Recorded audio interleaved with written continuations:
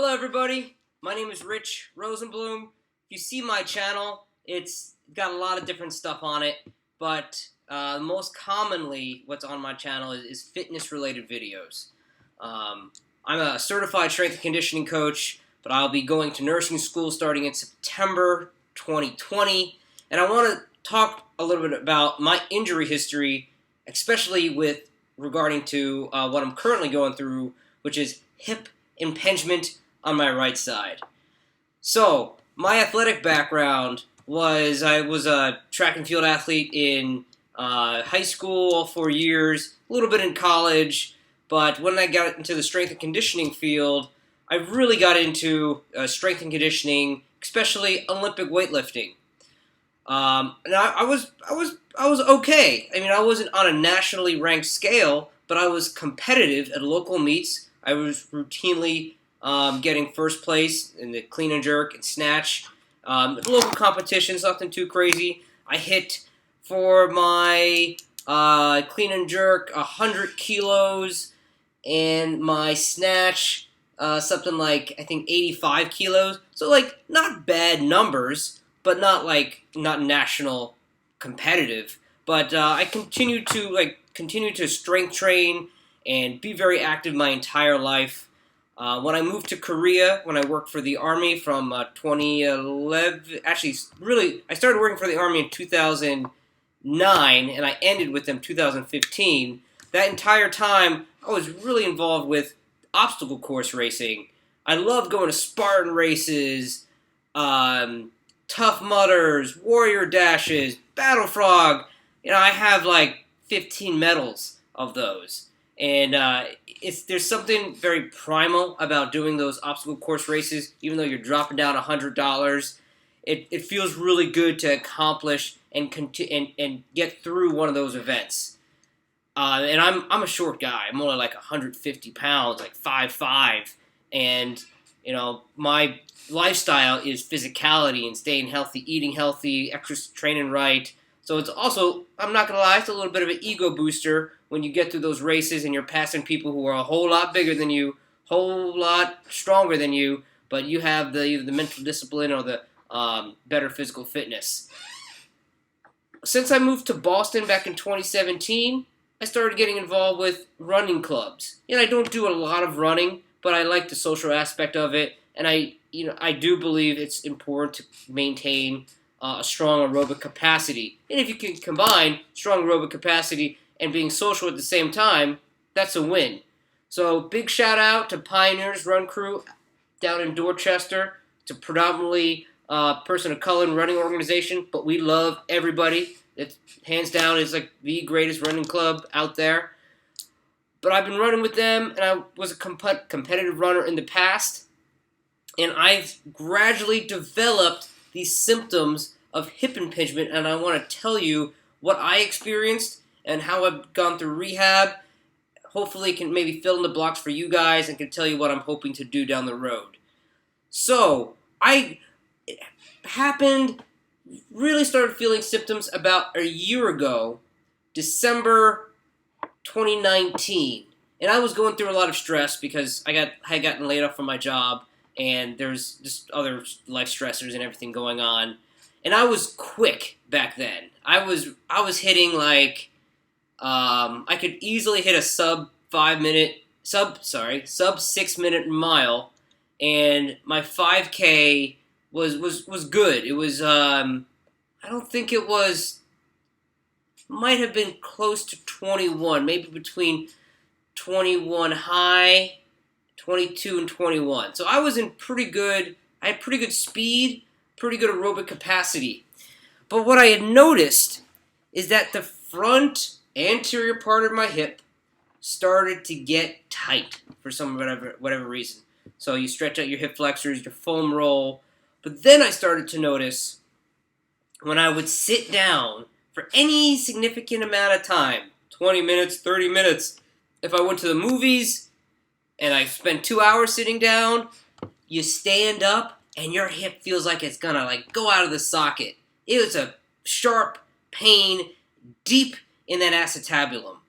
So what's going on with hip impingement is that you have your acetabulum, you have the socket of in your pelvis, and your femur goes in there.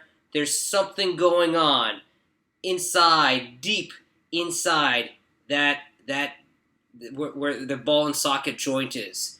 Either if it's a tear, if it's lack of synovial fluid, nerve impingement, whatever is going on, they think it's straight up hip impingement right now. It hurts when I stand up or sit for too long. Deep squatting, no bueno.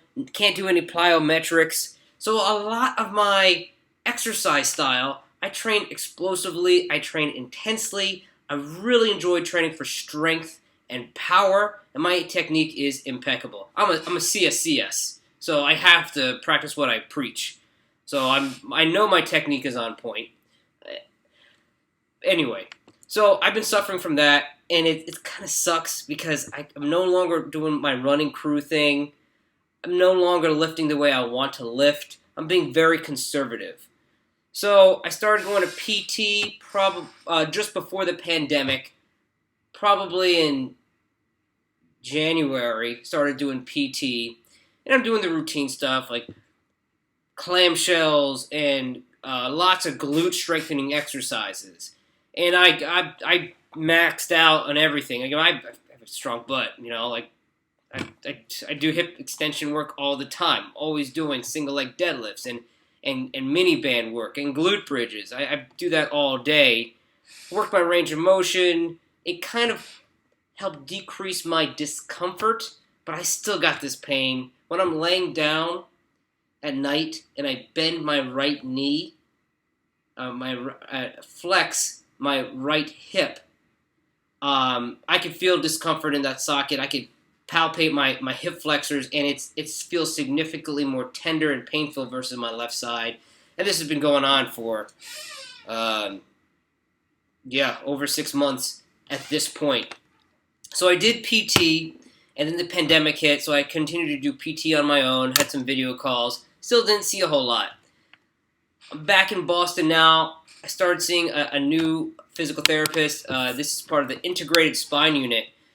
So the biggest difference there is that stretching my hip flexors is out, and it's really more encouraging more back extension exercises. So trying to develop more tolerance for sitting, which I did not have a lot of tolerance when I would sit down, and I'd get lower back pain pretty quick. It light me up pretty quick.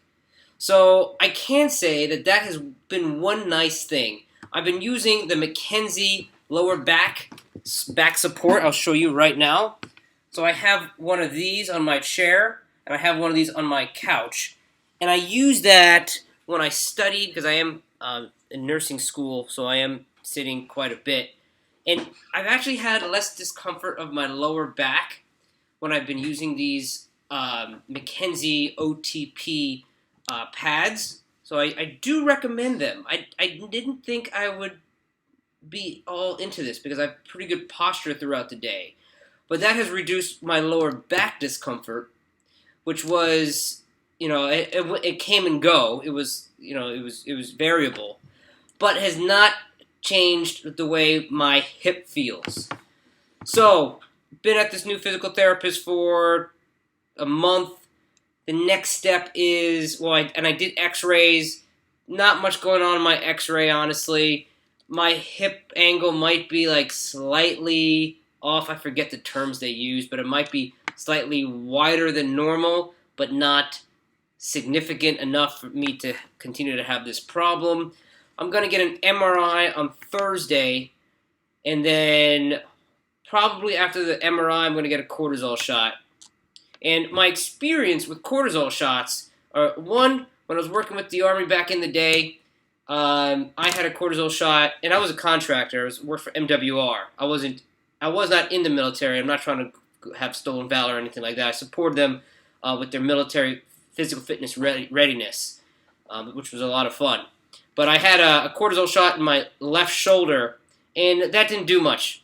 It honestly didn't do much. I had shoulder impingement for a while there, and actually what fixed that shoulder was a combination of acupuncture and just gentle running. Just really helped increase the range of motion. joint lubrication and that gentle extension and flexion really helped. Probably like running, like fixed my shoulders, like the weirdest thing ever. Let me know if you've ever had that issue before. And but I've had a cortisol shot for my hands when it's related to carpal tunnel related symptoms, and that was nice. That like really helped reduce a lot of discomfort in a gradual way, but pretty quick. The one thing about cortisol shots that you got to watch out for that they did not tell me is that the injection site. I don't know if you can see it here. The injection site, which was right here, and I'm a brown brother. It discolored it. It made this a lot lighter in this area of the injection site. Now I think that's going to go away in time, but I did not expect that. They didn't tell me that beforehand. So I'm gonna get an MRI done on Thursday, and then hopefully a cortisol shot down the road. Hopefully this month, and I hope to feel better after that. But I'm not sure if that doesn't work. What is the next step? I don't think I'm at a worse place to get surgery on my hip. From what I've been told, hip impingement surgery is reserved for people that really have severe, significant lack of range of motion in their hips. I don't know if I'm suffering from that, but it's definitely affected my quality of life and my exercise quality and intensity. I want to get back to running and beating up some weight and lifting and running and maintain my physicality, which is just part of my lifestyle. I feel a bit hamstrung right now for the last 6 months, so we'll see what happens. And I'll reach out back to the community in a week or so and tell you guys what the results say and when I'm expected to get a cortisol shot. All right, well, if you had a similar issue going through this, I want to hear about it. I think it's important that we learn from each other. Crowdsourcing is really cool, and it's effective. So, cool, guys. Thanks a lot. Big love.